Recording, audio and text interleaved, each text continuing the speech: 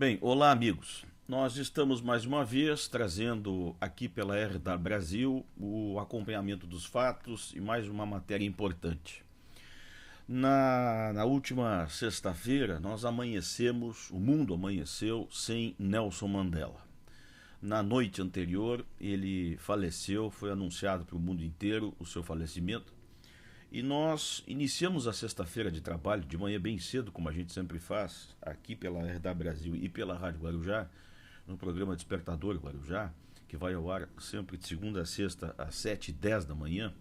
Nós entramos no prédio da Guarujá já com os jornais à disposição da gente, que são entregues de manhã bem cedo, e todos eles com as capas mostrando o líder Nelson Mandela, trazendo as matérias do seu falecimento e da comoção do mundo todo e as matérias que começaram a borbulhar a respeito desse líder negro, deste líder mundial.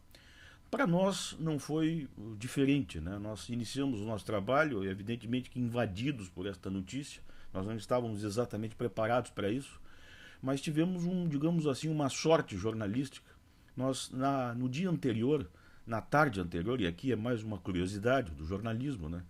Nós havíamos feito contato com o senador Paulo Paim. E o senador, todos sabem, é um senador dedicado às questões trabalhistas. E nós havíamos então pautado, naquela tarde ainda, do dia anterior, na quinta-feira, uma matéria ligada à divulgação do IBGE, que estabelecia uma expectativa de vida maior para os brasileiros.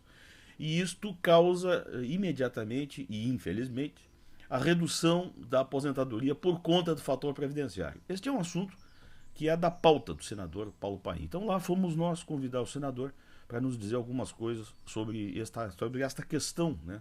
Sobre esta nova pesquisa do IBGE sobre expectativa de vida.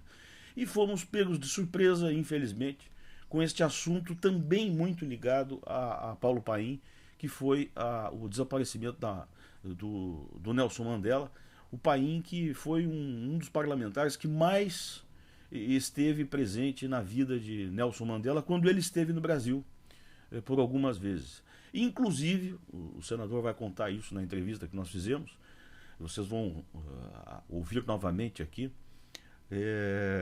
Em 1988, Paulo Paim era deputado federal e ele foi à África do Sul numa missão para protestar contra a prisão de Nelson Mandela. Ele estava preso ainda em 88. Tudo isso nós vamos mostrar aqui na reapresentação da entrevista que realizamos pela Guarujá de manhã cedo. E claro que nós vamos deixar vazar a entrevista inteira e vocês vão também ouvir o assunto sobre o fator previdenciário. Mas nesta sexta-feira, dia 6 de dezembro, foi marcada por uma manhã triste para todos nós. E tivemos aí a coincidência, vamos dizer assim, né, que o senador Paim falou para todos nós sobre estas suas experiências que teve com Nelson Mandela aqui no Brasil e falou da importância do líder negro para o mundo inteiro nesses 2 últimos séculos que vivemos aí, em que Mandela esteve conosco. Vamos reapresentar aqui de forma muito especial, com muito carinho, este registro pela Guarujá e pela RDA Brasil, a nossa entrevista com o senador Paulo Paim, falando desta infeliz notícia, né, do desaparecimento do Mandela e, na sequência, as questões aí do fator previdenciário e da expectativa de vida dos brasileiros, segundo o IBGE. Vamos ouvir novamente esta entrevista aqui pela RDA Brasil, em parceria com a Rádio Guarujá, o senador Paulo Paim. E já temos o senador? Vamos então rapidamente aí. Senador Paulo Paim, bom dia. Bom dia, bom dia. Lhe agradeço a atenção, sei que é uma correria esta hora, né? Hoje, devido ao fato, né, a ligação muito forte que a gente, todos nós, né, tínhamos com essa figura heróica que acabou falecendo na noite que passou. A pauta e a notícia invadiu, inclusive, a nossa pauta aqui. Isso. Ontem, quando a gente iniciou a conversa com o seu gabinete para lhe entrevistar, o assunto até era o fator previdenciário, né? Uhum. Mas fomos pegos de surpresa com esta notícia que o mundo inteiro inteiro está lamentando o desaparecimento do Mandela. O senhor é um senador da cor negra, tem inúmeros serviços neste assunto também racial, neste trabalho em nível nacional. E é óbvio que a primeira autoridade, o primeiro político que a gente pensa em entrevistar neste momento seria o senhor mesmo, né? Eu imagino que a mídia esteja toda ali procurando aí também para repercutir a mesma coisa. Mas desde ontem à noite, mas eu tenho conversado com muita tranquilidade, a importância, até entendendo que é um momento de comoção, e é natural que um senador negro que teve 2, 3 vezes com ele, 3 vezes eu tive com ele, seja ouvido num momento desse. E o senhor esteve em que anos com ele, hein, senador? Primeiro dizer que Mandela é uma referência mundial para todos nós, né? O mundo todo adora o Mandela, ele conseguiu ser unanimidade, né? Algo impressionante. E tem uma frase que, se eu não me engano, é do presidente Bill Clinton, que teve encontro com o Mandela, e ele disse uma vez o seguinte: quando os presidentes estavam reunidos do mundo todo, quando o Nelson Mandela adentrava a sala, ele não precisava falar. A figura dele impunha o silêncio dos heróis que todos os presidentes dedicam. A descrição, eu vi a fala dele nesse momento, foi muito bonita, né? E é inegável que nós aqui, eu estive com ele logo após a Constituinte, que nós tivemos na Constituinte, eu fui Constituinte, fizemos uma delegação de 5 senadores e uma senadora, que foi a Bené, para ir à África do Sul e representação do Mandela. E assim o fizemos.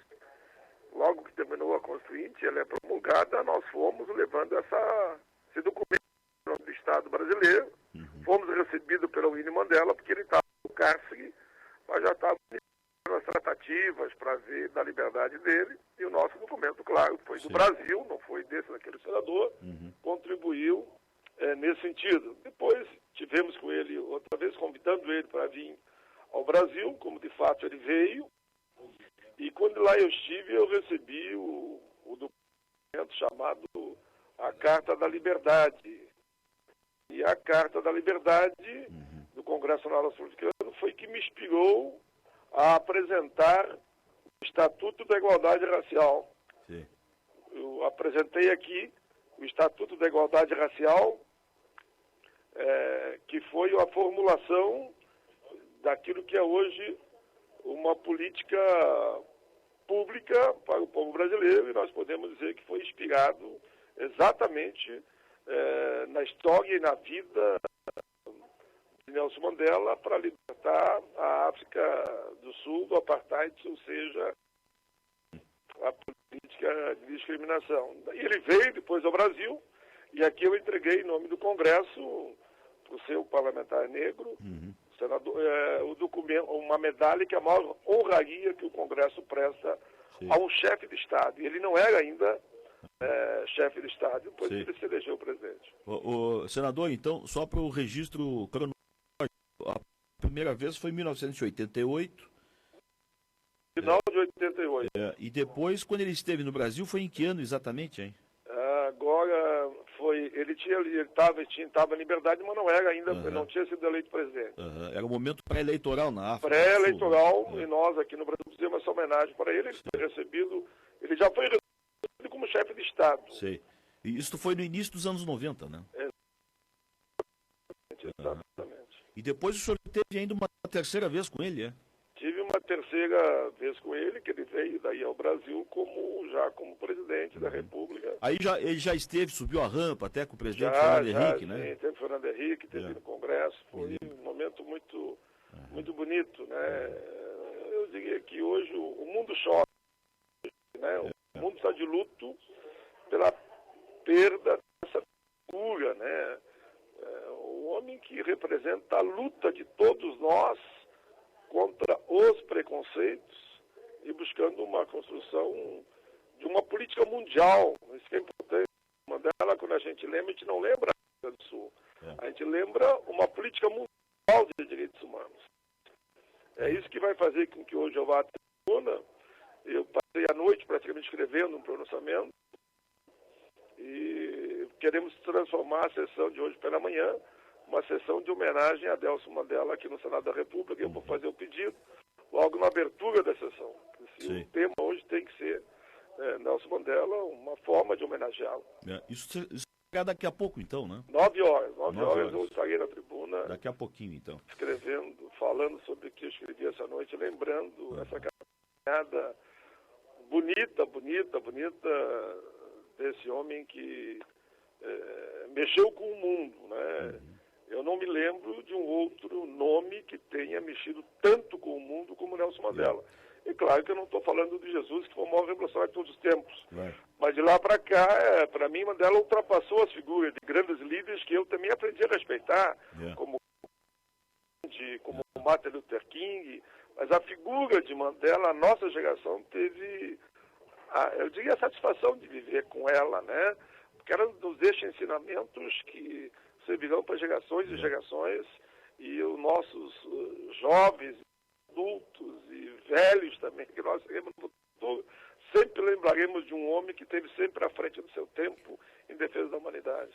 E para nós, né, senador, que vivemos neste tempo, é um orgulho para todos nós dizermos aos netos e bisnetos que somos contemporâneos, né, do Mandela. Exato. Né? Eu falava hoje para uma emissora exatamente a mesma frase, bem coincidente. A gente poderia ter orgulho de contar para os bisnetos, no futuro, que eu vivi a época de Mandela. Nós vivemos no mesmo planeta que Mandela, né? Exatamente, vivemos no mesmo planeta de Nelson Mandela.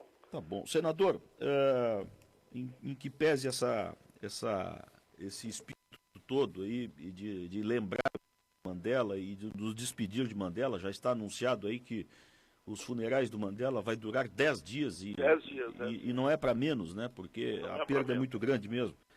Mas eu queria lhe propor aqui, rapidamente, eu sei que o senhor está com o tempo esgotado já aí, mas como é que anda o fator previdenciário, hein, senador? Esta semana o IBGE divulgou aí o aumento da expectativa de vida dos brasileiros. A gente mal consegue comemorar isso, né? A aposentadoria fica mais achatada ainda com este valor, né? Você tem toda a razão. A gente vem de ficar alegre, feliz e dizer, olha, a expectativa de vida do brasileiro aumentou, né? A gente fica triste por que usarem isso para prejudicar o brasileiro. Né? Você que está aí na expectativa de se aposentar e pegando esse fator, recebe mais uma polada, porque o teu benefício vai diminuir um pouquinho mais. A partir de que o IBGE anuncia que a expectativa de vida aumentou e o cálculo do benefício é baseado na expectativa de vida, a idade de termo de contribuição. Então, é isso que não dá para aceitar.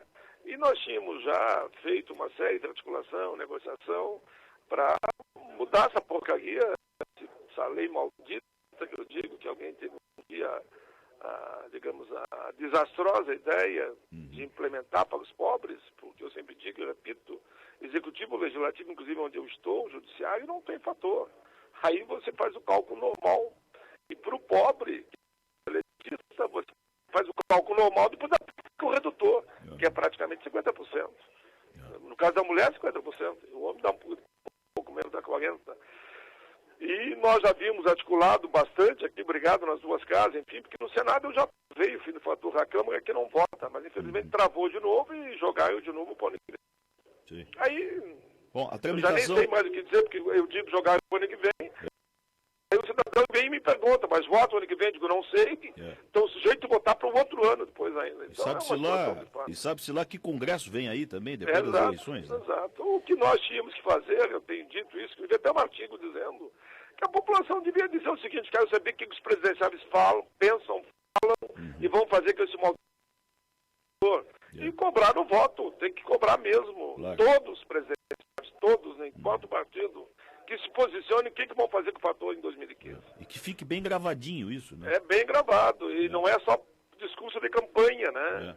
Que diga e que a gente possa até cobrar de forma judicial por falta de ética, porque mentiram, daí prometeram uma coisa e não fizeram. Tá certo. Senador, eu quero lhe liberar, eu sei que o senhor está indo direto para o plenário do Senado. Muito obrigado, viu? Um abraço, Alisson.